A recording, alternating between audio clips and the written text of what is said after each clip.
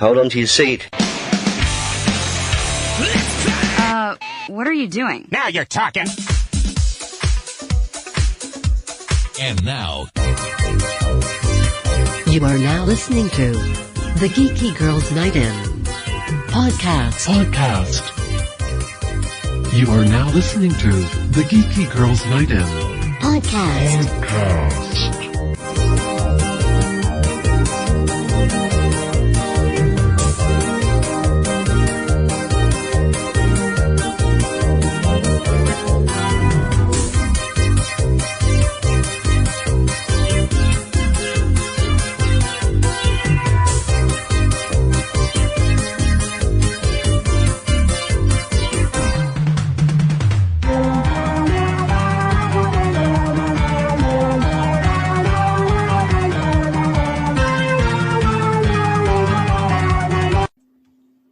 Hey there.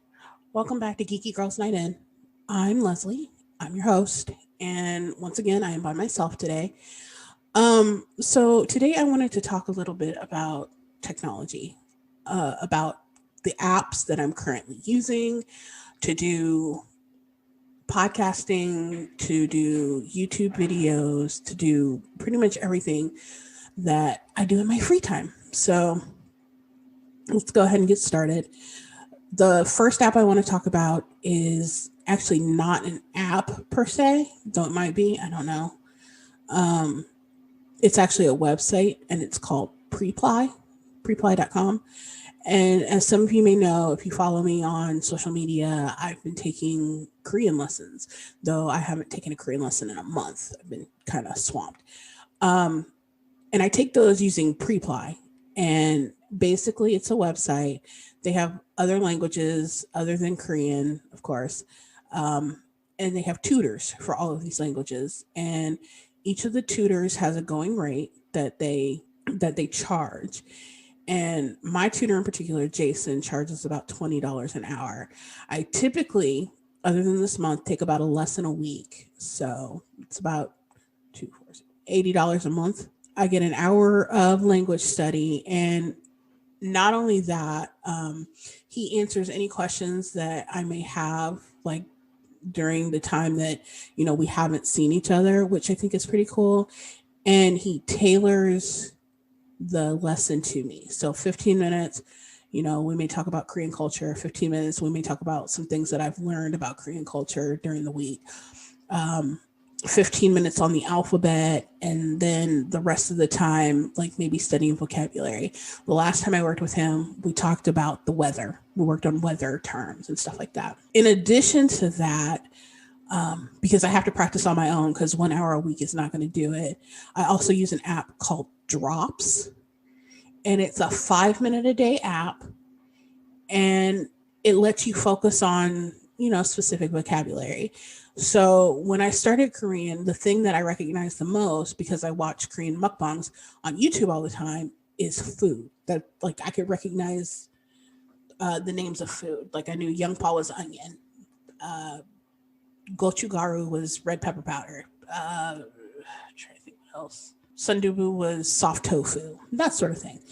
And so I started out learning food in the Drops app as well, getting more familiar with it. And then like I'm working on drinks now, but I alternate back and forth. So I'll go from drinks to fashion. And there's just little things that you can do. And the longer your streak is, as in the longer you use the app, so you can use it. The free part of the app is 5 minutes a day. And if you use it for like a week, like with no breaks, like they'll give you an extra minute here and there. So sometimes I get that. I've been kind of lax on that lately too, because of like how my month is progressing, but I hope to get back on track with that. I actually need to do my lesson today. Also, in addition to using Drops and Preply, on our library's website, on our local library's website, is an application called Mango. And here's the thing. I forget what that language learning app is with the owl on your phone, but that didn't help me. And I don't know if it's because Korean is difficult for me, but the way that it just started out, it just started throwing terms at me and like expected me to memorize them. And it did not work for me. And so that's why I turned to Mango at the library. And it's very concise. Like I go through, like each lesson is like one word or phrase, and it talks about that word and phrase, and it has little diagrams so that when you talk into your microphone or whatever you're using, like it shows you how your pronunciation is on a wavelength type situation compared to how it's actually pronounced. And so you can work at it that way. Like, I don't know how many times I said "tengong" in that app. It was nuts. So that's what I've been using to work on language. And also I have workbooks and things online that I use, but those are things that I've purchased or have been given to me. So we won't mention those. If you have been to our YouTube page, you'll notice that I'm posting a lot more YouTube videos. And I was intimidated at first to post videos because I didn't know how to edit. And video editing always seemed like something that was very, very intimidating to me. Like, how do I know where to cut? How do I know where to do this? How do I know where to do that? And I'm a smart person, and I don't honestly give myself enough credit, I don't think, because I learned how to edit podcasts. What's the difference between me learning that and learning how to edit video? So I went online and I looked for open source video editing software. And the first thing I came across was a bit too complex for me. So I backed out of it immediately. And then I found something, I forget what it's called. Hold on. Yeah, it's like OpenShot. Yeah, that's right. So the application is called OpenShot. And it's a very simplistic design. It didn't scare me straight off the bat. And I was able to learn how to use it. There are tons of tutorials on YouTube for it. Like, I would type in what I wanted to do and then into YouTube, and a tutorial would pop up that would be clear and concise. And I was able to use it. Now, with this being said, OpenShot can be glitchy. For example, if I'm editing a video and I stop, start, to slice, to like cut scenes and cut things out and to see where I need to put stuff, eventually, like the replay, like just the preview, when I'm trying to play it, gets stuttery. And to fix that, you have to pause it. And there's a line that you can move to make the editing part bigger and the actual video that you see smaller. You have to move that. And then it works fine. But the problem is that you have to make it so small that you can't see what you need to do. It's very aggravating. And it's been getting worse. And I've been getting frustrated. And so I decided to look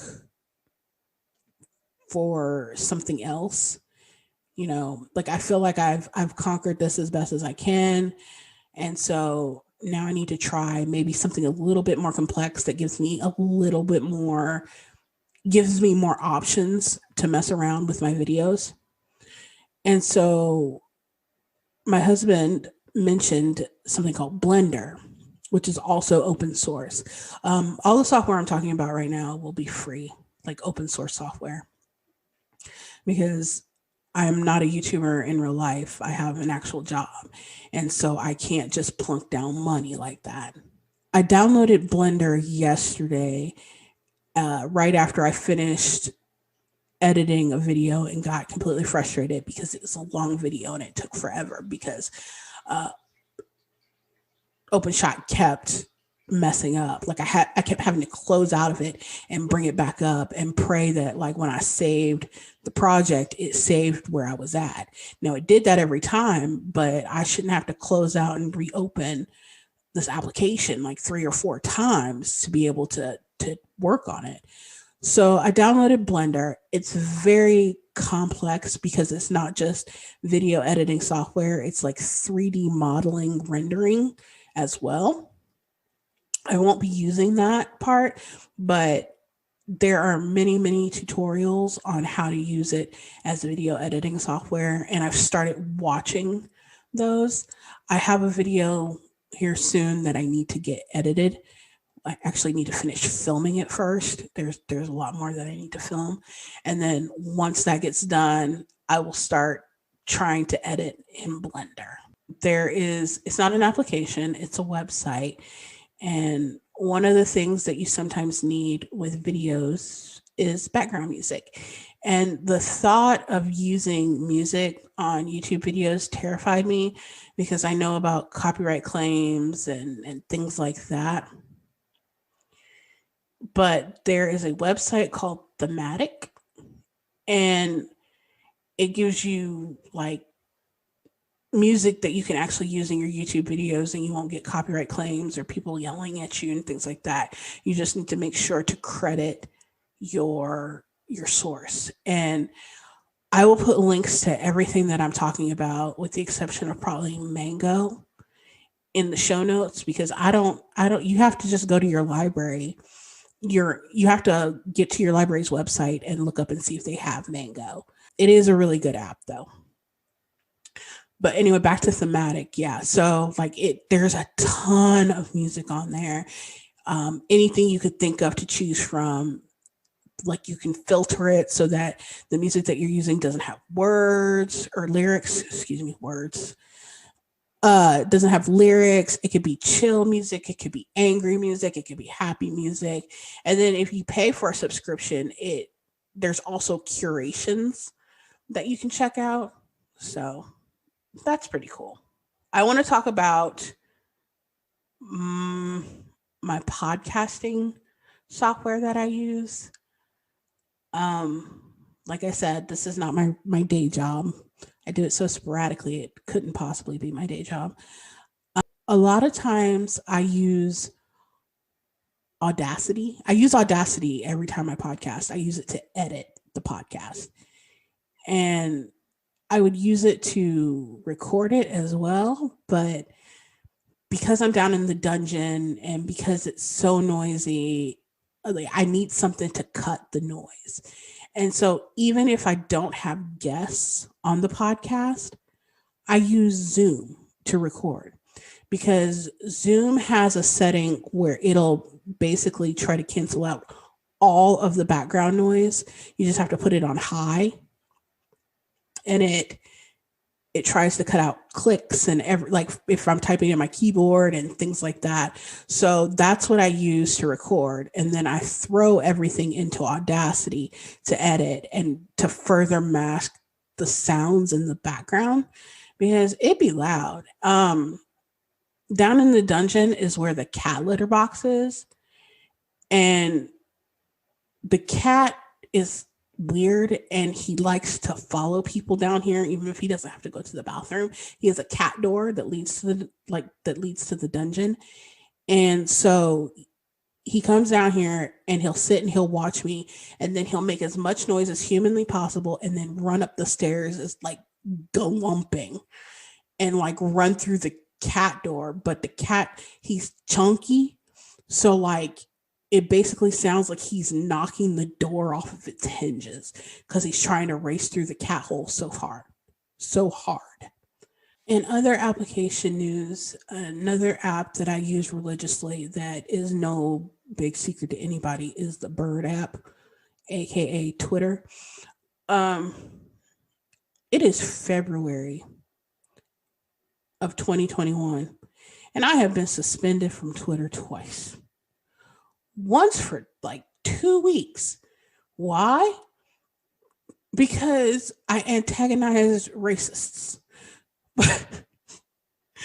I antagonized racists by using K-pop memes, and I got suspended from Twitter.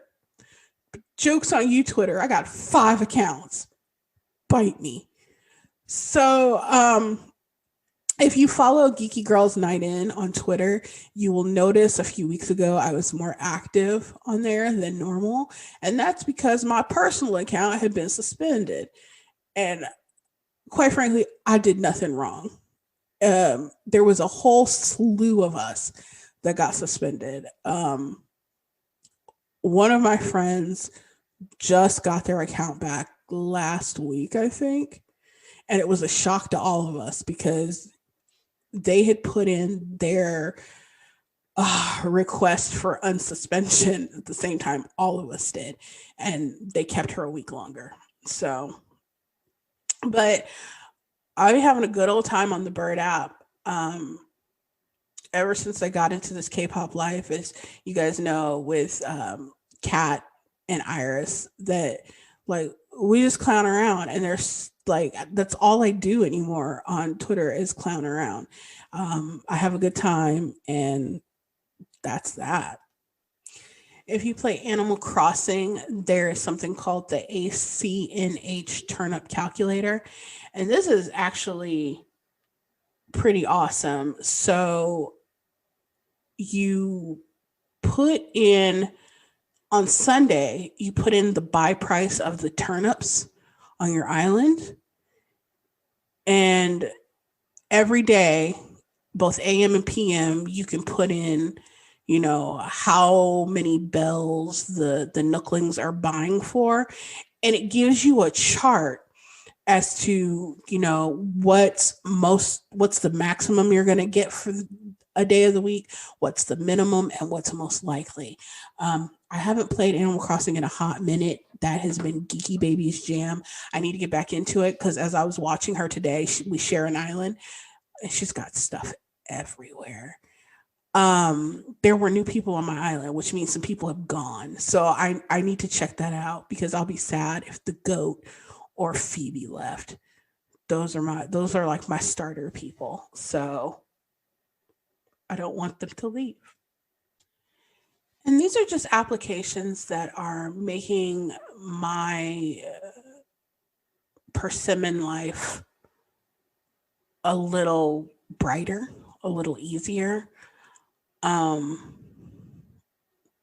They bring me joy in a time where I'm stuck in the house and, you know, I don't see a vaccine for myself coming anytime soon, the way that Indiana is delivering them. It's taking forever. If, I'm not even going to get into that. There's rumors that the Monsta X concert that I was supposed to go to in April is going to be postponed again. And I'm tired. And these applications and learning Korean and playing on YouTube, they're bringing me a little bit of joy in such a chaotic moment in time. And it's making me sad because at the rate things are going, this will be the second year for both me and Geeky Baby that our birthdays were held in quarantine. We share a birth month, and it's just hard. Like I really want to do something for my birthday, and she's fairly resilient. Last year we had a fire in the fireplace, and she got to make homemade pizza, and she was as happy as a clam. And that's not how I celebrate birthdays, man. I don't know. Anyway, I don't want to bring this episode down. I just wanted to bring you some things that are, bringing me joy. And I would absolutely love to hear, what apps are bringing you joy. What's bringing you joy right now? Also, DoorDash is bringing me a lot of joy right now. That's some good Thai food. Yes. So yeah, please go ahead and share with me like some of the applications that you're using that are bringing you joy, applications that you're using to enrich your life, anything like that. And I'll talk to you next time. Bye. Hey there. Thank you so much for listening today. You can find us on Facebook at Geeky Girls Night In, Twitter at Geeky Girls Night In, Geeky Girls NI on Twitter, sorry, and on YouTube at Geeky Girls Night In. You can occasionally find me on Twitch playing PS5 under the username Anduin, and that's ANDEWYN. And I'm just always out in these internet streets. Make sure you drop a line and don't forget to tell me your favorite application. Until next time.